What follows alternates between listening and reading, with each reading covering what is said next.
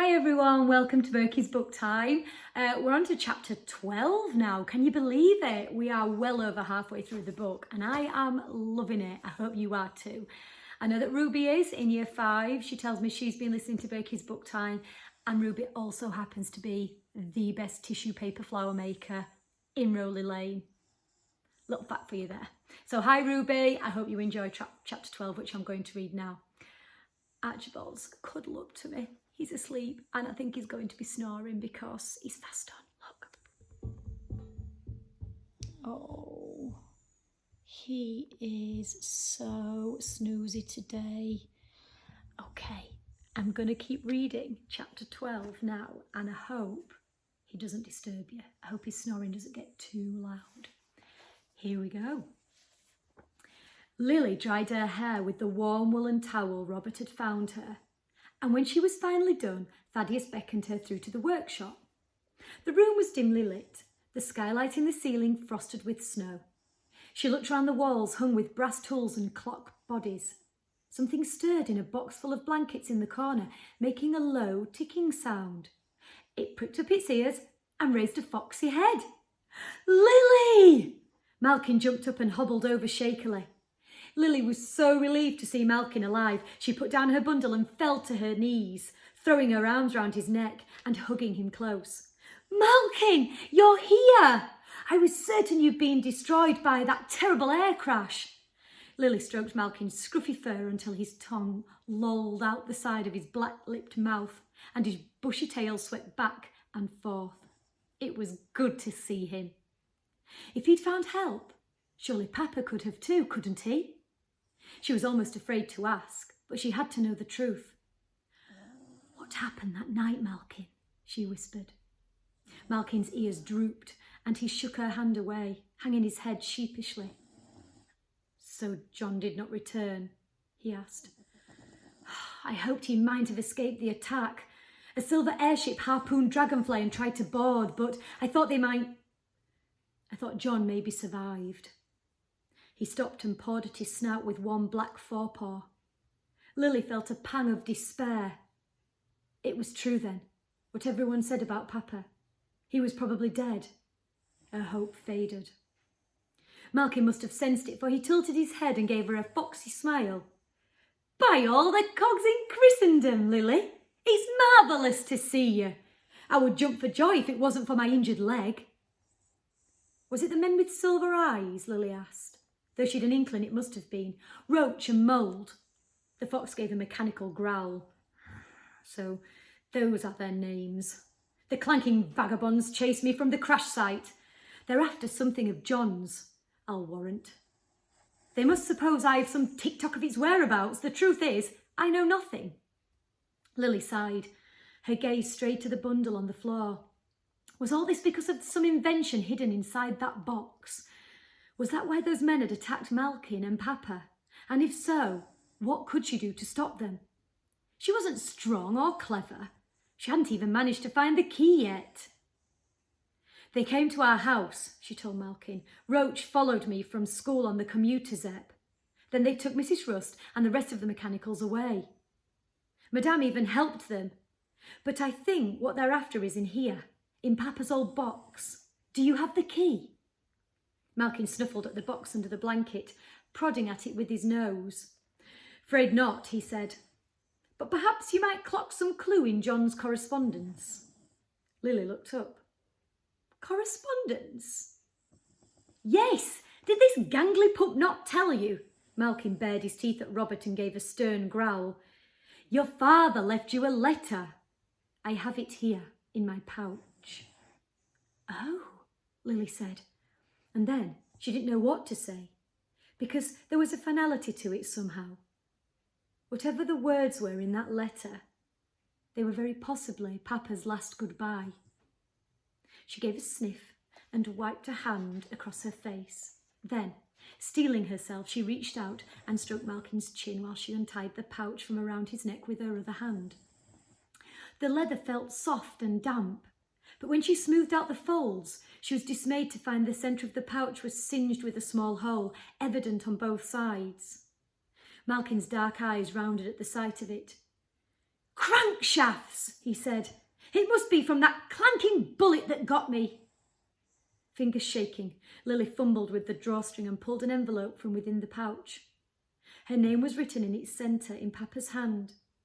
To her relief, she found the bullet hole had only passed through the corner of the envelope. Perhaps the contents were still readable. She turned it over, and on the other side, covering the flap, she found her Papa's scrawled hieroglyph intact. She opened the envelope and unfolded the single-page letter. But it was not as she'd hoped. The bullet had singed a hole in the folds of paper, burning straight through the heart of Papa's words, and, though she peered closely, many were unreadable. "What's it say?" Malkin's ears flicked forward and he waited expectantly. "Yes, what does it say?" Robert asked. Lily looked at them both and, at Robert's father standing in the doorway, his eyes filled with the desire to help. She took a deep breath and read Papa's words aloud, at least the ones she could make out, around the big black hole. "My darling Lily, your life is more precious than anything, not just because of what I'm about to tell you, but because you are my only beloved daughter, the heart of my life, and these secrets are things I meant to divulge long ago. Dragonfly is from my past that is about to catch up. We're born. Professor Silverfish, perpetual motion machine. The plan what replaced their heart with clock. Hid the machine, but bad people. They killed Mama and injured you. Fateful day. I had to use the device to... Afterwards, we found a new home. Long to tell you this. It was all because... Silverfish, your godfather, he was a good friend. Be trusted. Find somewhere safe, my darling, and never reveal the truth to anyone, for it will put you in grave danger. Your loving Papa." Dark images whirled in Lily's head as she finished reading the letter. The crash, her injuries, Mama's death. They'd all been deliberate, a planned attack. Roach and Mould, or men like them, had murdered Mama, trying to get hold of Papa's machine. That's why he changed their name and moved them to the countryside, and that's why he never spoke of the past. Not to try and forget the horrible things that had happened, but to hide from them. But if Papa's enemies were capable of murder, then they were capable of anything. They'd made Papa disappear, and now they were coming after her. They were more dangerous than she could have possibly imagined. Lily felt a dizzying fear. She took a deep breath. When she finally looked up, the others were watching her with silent concern. She glanced once more at the letter, and 3 strange words jumped out at her. Perpetual motion machine. What does it mean? She asked, looking around, hoping one of them might know. It's a device which requires no power, Thaddeus explained. It runs on its own momentum forever without stopping. But as far as I know, such a thing is only an idea. It hasn't actually been invented. Unless your father created one. He glanced down at the box in its bundle. If there truly is one in there, then it's certainly a compact machine, and probably the most valuable thing that currently exists in this world. He laughed nervously. Valuable enough to kill Mama for, Lily said, grief heavy in her chest. It's true. Papa had that box with him on the night she died. I remember. I saw it in my dream. She glanced at their faces, full of horror. He always told me it was an accident, she mumbled, but it was something much worse, and now it's happening again. She laid down her letter and stared at Malkin. You must tell me what occurred on that airship, she said. And I want the truth this time, not the rubbish Madame Verdigris told me. Malkin eyed Robert and his father suspiciously. I don't know whether I can speak frankly in front of them. Us? But we saved your life, Robert blurted. Thaddeus shushed him. Do you want us to leave, Miss Hartman? No, it's fine. It's not a pleasant story, the fox said. In fact, it's positively tocking awful. Lily took a deep breath. Tell me anyway, she said. I have to know the truth. All right, Malkin said, but I imagine no good will come of it. He sat up and shook his head from side to side, rattling the loose parts in his skull. It was as if he was trying to get what he wanted to say clear in his mind before he spoke. We were flying home to Brackenbridge, John and I. Malkin gave a sniff. We'd been on a secret trip to buy mechanical parts. Upon our return, we were attacked by a silver airship with a pointed hull. I remember jumping up at the window to look back at it.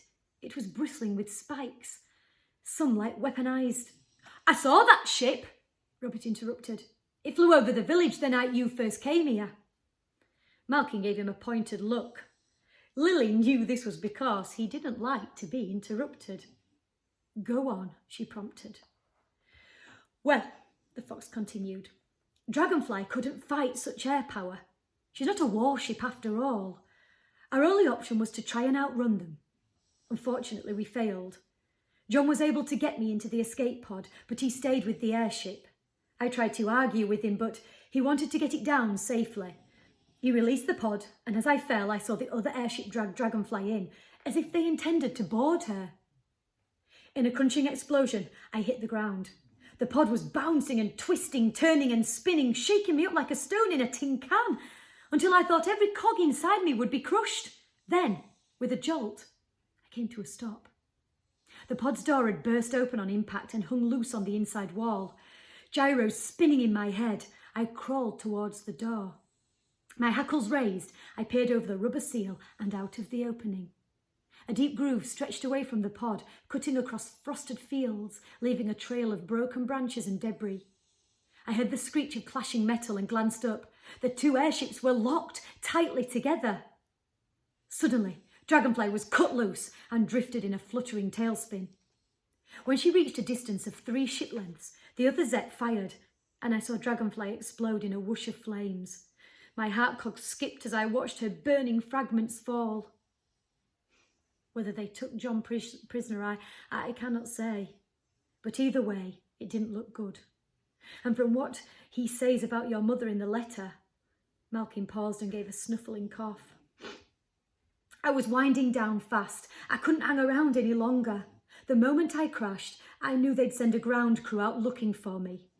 Quickly, I stepped over the door seal and darted into the foggy night, and then I ran. I knew I couldn't stop until I found you. Malkin shuddered. But it seems my journey's been as futile as a broken camp spring. For I have no real solutions, Lily, and my arrival's put you in even more danger as I've led the enemy to you. He tipped his head apologetically at her. Lily reached out and stroked his chin once more. She felt Papa's absence more keenly than ever. He would have known what to do. Roach and Mould would have found me eventually, she said. I think Madame Verdigree's working with them. She told them our real name and where we live. That gear-grinding woman, Malkin ground. I always knew she was a bad lot. Lily put the letter in her pocket and stared in despair at the bundle on the floor. We may have learned the truth about Mama, but we've still no concrete answers about Papa or this machine, she said. And in a way, things are worse than before. I can't go home because those men and Madame are there. And I can't stay here either, because they have their suspicions about Robert already. What on earth am I to do? We'll think of something, Robert said. Thaddeus put a hand on her shoulder. And perhaps, he said, while we do, a little tea and toast would not go amiss. Oh, there's a knock at my door, so I'm going to have to leave it there, which is a good place to stop. I'll carry on with chapter 12 in a bit. See you soon. Bye.